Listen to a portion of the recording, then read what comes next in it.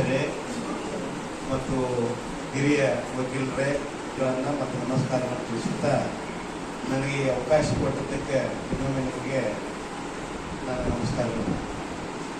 ಇದು ನಾನು ಇಲ್ಲಿ ಬಾರ್ ಅಸೋಸಿಯೇಷನ್ಗೆ ಬರೋದು 2ನೇ ಬಾರಿ. ಮೊದಲು ನಾನು 2023 ವಿಧಾನಸೌಧ ಚುನಾವಣೆಯಲ್ಲಿ ನಿಂತ್ಕೊಂಡ್ಕಿಂತ ಮೊದಲೇ ನಾನು ಆವಾಗ ನಾಮಿನೇಷನ್ ಮಾಡಿದ್ದಿಲ್ಲ, ಬಟ್ ಬರೀ ನನ್ನ ಇಂಗಿತವನ್ನು ಮಾತ್ರ ತೋರಿಸಿದ್ದೆ.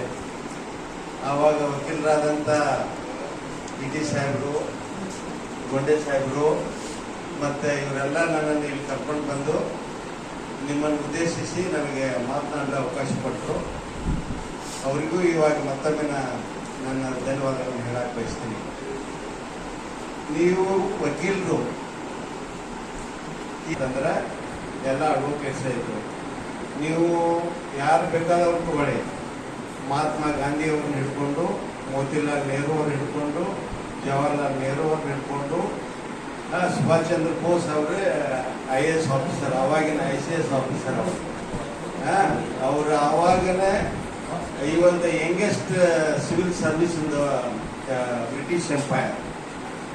ಎಷ್ಟು 18 ವಯಸ್ಸಿನಾಗ ಅವರು ICS ಪಾಸ್ ಆಗಿದ್ರು. ಬಟ್ ಅದು ಬಿಟ್ಟರು. ಆದರೂ ಅದ ಬ್ಯಾಕ್ಗ್ರೌಂಡು ಅವ್ರ ಮನೆಯಲ್ಲೆಲ್ಲ ನೋಡಿದ್ರೆ ಎಲ್ಲ ಅಡ್ವೊಕೇಟ್ ಇದೆ.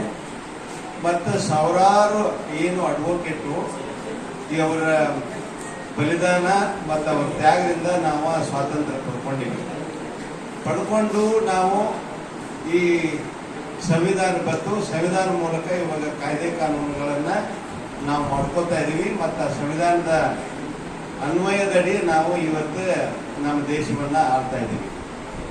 ಸಂವಿಧಾನ ಏನು ಹೇಳ್ತೈತಿ ಅಂತಂದ್ರೆ, ಸಂವಿಧಾನದಾಗ ಪ್ರಿಯಾಂಬಲ್ ಅಂತ ಇದೆ. ನಿಮಗೆಲ್ಲರಿಗೂ ಗೊತ್ತು, ಈ ಪ್ರಿಯಾಂಬಲ್ ಅನ್ನೋದು ಇದು ಈ ಸಂವಿಧಾನದ ಆತ್ಮ ಇದ್ದಂಗ. ಉಳಿಕಿದೆಲ್ಲ ಬಾಡಿ ಇದ್ರೆ ಆತ್ಮಕ್ಕೆ ಇದು ಇಲ್ಲ ಅಂತ, ಸಾವಿಲ್ಲ ಅಂತ.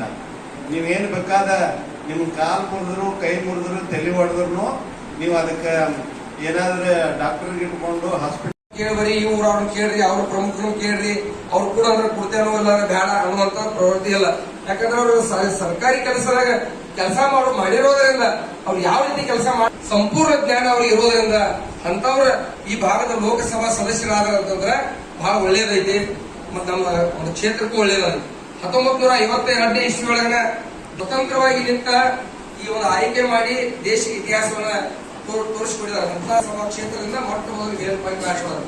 ಅದರ ನಂತರ ದತ್ತಾ ಕಟ್ಟಿಯವರು ಸಹಿತ ಸ್ವತಂತ್ರವಾಗಿ RPI ಪಕ್ಷದ